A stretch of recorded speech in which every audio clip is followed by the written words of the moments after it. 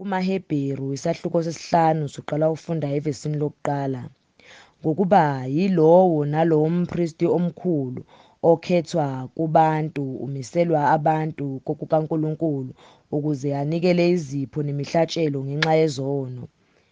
Angabekezelela abangazi lutho nabadukayo. Lokhu naye uzungeziwe ngubuthakathaka. Ngenxa yabo kufanele ukuba njengalokho enikela ngezono zabantu anikele kanjalo nangezakhe. Akukho muntu ozithathela leso sikhundla kepha obizelwa kuso nguNkulunkulu njengo-Aroni.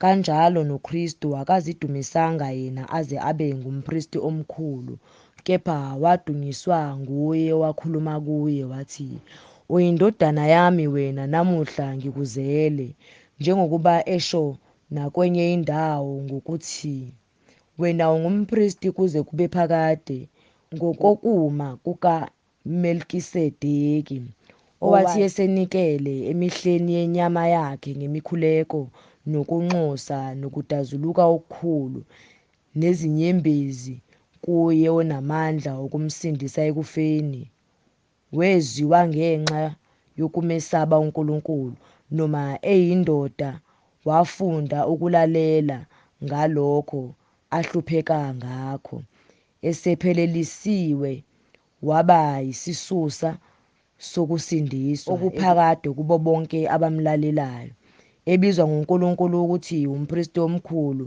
ngokokuma kukaMelkisedeki. Sinokuningi esingakusho ngalokho okulukhuni ukuchasisela.